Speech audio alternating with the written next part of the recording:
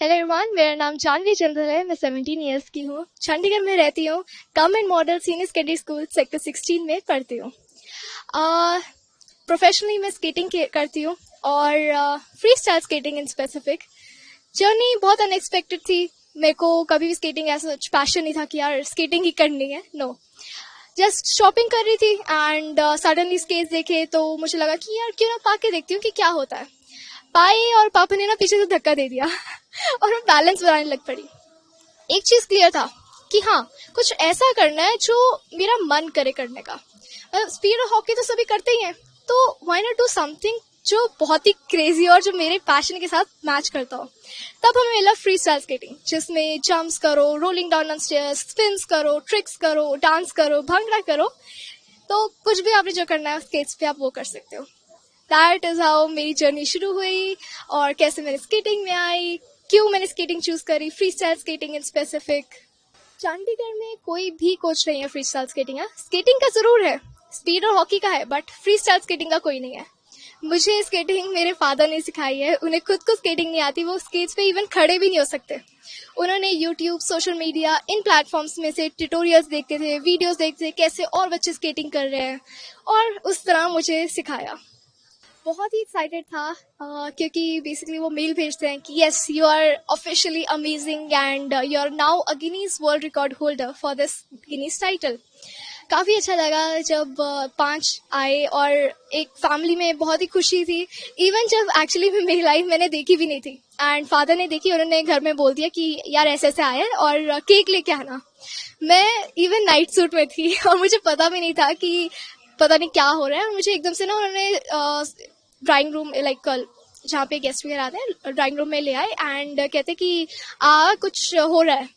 आए और केक पड़ा हुआ था, कॉन्ग्रेचुलेशन जानवी करके। लाइक ये क्यों पड़ा हुआ है, कि क्या हुआ है, ऐसा क्या हुआ है।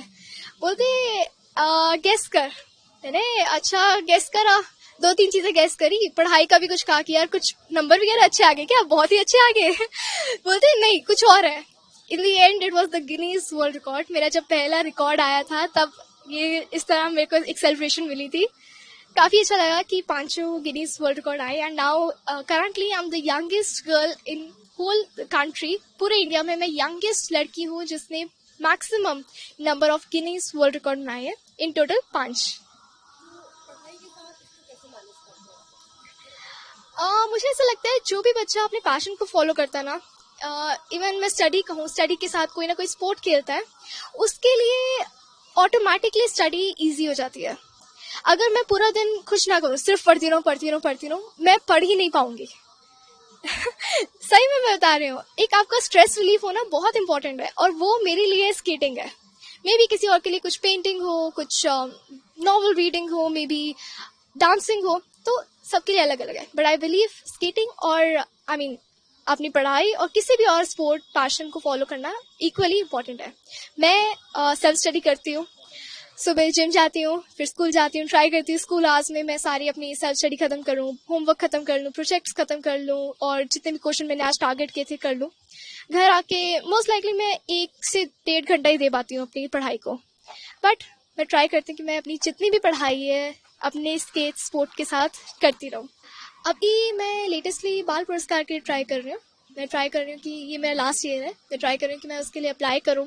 और क्योंकि अब मैं एक इंटरनेशनल लेवल पे अचीवमेंट ला पाई हूँ, तो यही है इनकी माइट भी मैं चंडीगढ़ से एज अ बाल पुरस्कार अवार्डी बनूँ। यंगेस्ट स्टेट अवार्डी तो रही हूँ, म्यूनसिपल कॉर्पोरेशन अवार्डी भी रही हूँ, बट नाउ मेरा एम है कि मैं बाल पुरस्कार अपने नाम करूँ और इसके अलावा बाकी और भी गिनीज के लिए अटेम्प्ट करूँ, इंडिया बुक ऑफ रिकॉर्ड्स के लिए अटेम्प्ट करूँ, और भी स्केटिंग में चैम्पियनशिप्स खेलूँ और मेडल्स जीतूँ और सर्टिफिकेट्स जीतूँ और परफॉर्मेंसेस करूँ। तो यस, ये हमेशा एम रहेगा। उसके अलावा मेरा सबसे बड़ा एम ये है कि मैं और बच्चों को मोटिवेट करूँ, इन स्पेसिफिक गर्ल्स को मोटिवेट करूँ, क्योंकि आज भी मैं देखती हूँ कि काफ़ी रीजन्स में ना लड़कियों को कहते हैं कि लड़कों से कम है या उन्हें उतनी अपॉर्चुनिटी नहीं मिलती। तो मुझे लगता है कि नहीं, जितना आप लड़कों को अपॉर्चुनिटी देती हो, लाइक मैं ये नहीं कह रही कि लड़कियों को ज़्यादा दो, मैं ये कह रही हूँ कि इक्वली उन सभी को उतना आप उनका पैशन फॉलो करने दो, जो उनका मन करता है, जितना वो पढ़ना चाहते हैं उतना उन्हें पढ़ाओ, उतना उनके पैशन को फॉलो करवाओ। जानवी की ट्रेनिंग 5-7 साल पहले शुरू हो गई थी। लेकिन उसमें कहीं ना कहीं ये था कि हमें कोई कोच ही नहीं मिला। तो जब हमने देखा कि कोई कोच ही नहीं है इंडिया में, सॉरी नॉर्थ इंडिया में, इवन चंडीगढ़ में कहीं कोई कोच नहीं है, तो मैंने खुद देखना शुरू किया।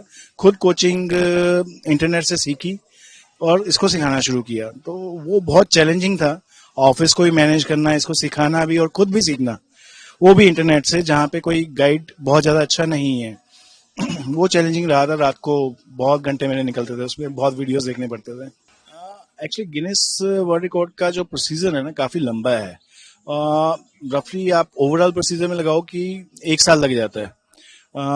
तो उसमें हमने पहले अप्लाई किया। जब उन्होंने देखा कि हाँ शी इज़ द वन जो ये चीज़ कर सकती है, तब उन्होंने कंफर्मेशन भेजी कि ठीक है आप अटेम्प्ट कर सकते हो और ये रूल्स हैं।